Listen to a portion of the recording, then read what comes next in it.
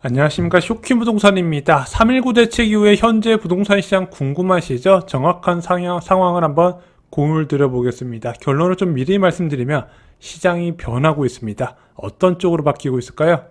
3.19 대책 이전의 시장은 어땠을까요? 아시다시피 이번에 급등은 초고가 아파트 중심의 폭등세였습니다. 강남 지역은 2주에 1억씩 올라갔던 분위기예요. 송파구는 7년 만에 최대폭으로 올라갔다는 거죠. 자, 이렇게 강남 상구 중심의 급등세가 주변 지역으로 퍼져나가는 찰나에 3.19 부동산 대책이 발표가 됐습니다. 3.19 부동산 대책 이후의 시장은 어떻게 됐을까요? 일단 거래량에서 변화가 뚜렷하게 나타납니다. 원래 2월에서 3월 아파트 거래량 증가 추세가 한 100% 증가했는데 이것이 한 60%대로 줄어들었어요. 그러니까 3.19 대책 이후에 사람들이 집을 많이 안 샀다는 뜻입니다. 그리고 3월 아파트 거래량 대비 4월 아파트 거래량도 한 26% 정도 감소하는 모습을 보여요. 그럼 현재 시장이 정확하게 어떤지 18억 이상 아파트와 그 미만 아파트를 구분해서 말씀해 드려 볼게요.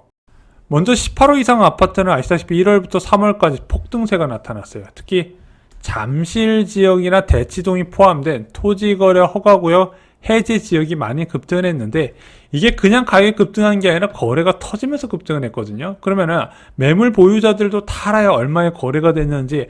이거 얼마에 거래됐다더라. 그럼 나는 5천에서 1억 정도 올려요. 근데 이렇게 올린 가격에도 바로 매수가 붙네. 그리고 나서 또 누군가 호가가 올렸는데 그것도 바로 매수세가 붙더라. 이런 식으로 거래가 터지면서 가격이 올라가다 보니까 나중에 어떻게 됐다? 3월 19일 규제가 나왔던 시점에는요, 매물도 거의 실종되다시피 했어요. 예를 들어 볼게요. 역삼 레미안 아파트 보겠습니다. 2025년 1월에 26억대에서 거래됐다가 올해 3월에는 어디까지 올라갔다? 29억 7천까지 거의 30억 가까이 올라갔다는 거죠. 또한 리센츠도 마찬가지입니다. 올해 1월에 26억에서 27억대에 거래됐던 이 아파트는 31억 9천까지 올라갔다는 거죠. 무려 2달 만에 6억 내외가 급등을 했다는 겁니다. 문제는 이렇게 실거래가도 많이 올라갔는데 지금 상당수의 이런 초고가 아파트들이 호가는 실거래가 대비 1억에서 2억 정도 더 올라간 상태로 지금 매물이 나와 있는 상태라는 거예요. 이렇게 잘 나가던 상급지 아파트 가격 3.19 대책 이후에는 굉장히 조용해졌습니다. 전체적으로. 그래서 1개월 가까이 지금 거래가 줄어들었잖아요. 그러면서 호가 상승도 멈춘 상태더라. 일단은 공격적으로 막 올라간 호가에도 정신없이 사던 매수자들이 몸을 사리고 있다는 게 공통된 의견입니다. 당연히 1분기 대비 거래가 급감할 수밖에 없어요. 일단 호가 낮출 생각을 안 하는 매도자들, 일단 매물 자체가 많지 않다 보니까 자신감이 있는 겁니다. 그리고 이 매도자들도 생각하는 거예요. 야, 앞으로 시장이 금리 인하 흐름으로 갈 것이고 공급도 부족하다는 얘기가 많이 나오니까 움켜쥐면 내가 이기겠구나. 내가 원하는 가격 아니면 안 팔 거야. 이렇게 생각을 한다는 거죠. 반면에 지금 가격엔 안 사고 싶은 매수자들이 있는 겁니다. 워낙 단기간에 급등을 했고 그렇게 올라간 실거래가에다가 더 높은 호가를 부르다 보니까 나는 이 가격에 살 생각이 없다. 그래서 지금 초고가 아파트 밀집 지역 대부분 매수자와 매도자 간에 절충된 거래만 가끔 이루어지는 상황이고 대부분 조용하다 이렇게 보시면 됩니다.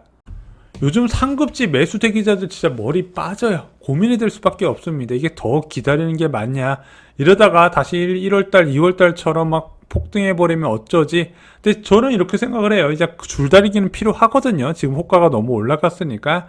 그리고 나서 좀 1, 2주 정도 더 관망하는 건 맞는 것 같은데 5월 달에 좀 호재가 있어요. 5월 말에 금리 인하가 예고가 돼 있는 상태고 또한 강남권 재건축을 시세에 영향을 줄 수 있는 대선 선거 공약도 주목을 하셔야 됩니다. 원래 대선이 선거철 나올 때마다 재건축 아파트 용적률을 올려주겠다는 얘기가 빠지지 않고 들어가는데 그러면 또 호가가 올라가거든요. 그래서 여기에 해당될 수 있는 구축 아파트 노리는 분들도요. 한번 좀 잘 전략을 세워 보셨으면 좋을 것 같습니다.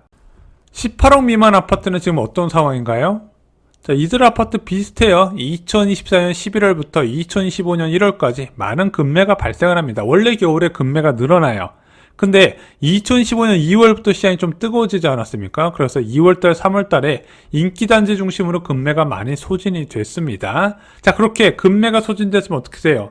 호가가 점프하면서 이제 그 다음 가격이 형성되고 거래 수요자가 유입이 돼야 되는데 부동산 대책이 발표가 됐습니다. 이러면서 18억 미만 인기 단지들도 거래가 급감한 상황이 되면서 지금 어떻게 됐다? 상급지하고 중급지의 갭이 굉장히 벌어져 있는 상태입니다.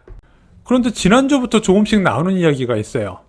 집을 내놨는데 한동안 조용하다가 계속 보러 오는데요. 집 산다고 계좌 달라고 부동산에서 연락 왔어요. 어떻게 해야 될까요? 이렇게 상담하신 분도 계셨고, 팔 생각 없냐고 연락 왔어요. 그래서 매물 거둬들인 사람이 지금 팔 생각 없냐고 연락받는 경우도 있다고 합니다. 그래서 지금 상급지 외의 아파트는 조금씩 반응이 시작됐다, 이렇게 보셔도 좋을 것 같아요. 왜 그럴까요? 일단 네 가지 이유가 생각이 듭니다. 첫 번째, 미국 증시 조정, 나스닥 중심으로 많이 폭락하지 않았습니까? 그러면서 전체적으로 위험자산의 투자 심리가 좀 위축이 됐었어요. 야, 나스닥은 신이다, 이런 얘기가 나왔는데 그 신도 20%, 30% 폭락하는데 부동산이라고 안전할까? 이런 생각이 들만 하잖아요. 근데 얘네들도 어느 정도 지금 조정이 숨고르게 들어가다 보니까 다시 좀 위험자산을 보는 심리가 좀 나온 것 같고요.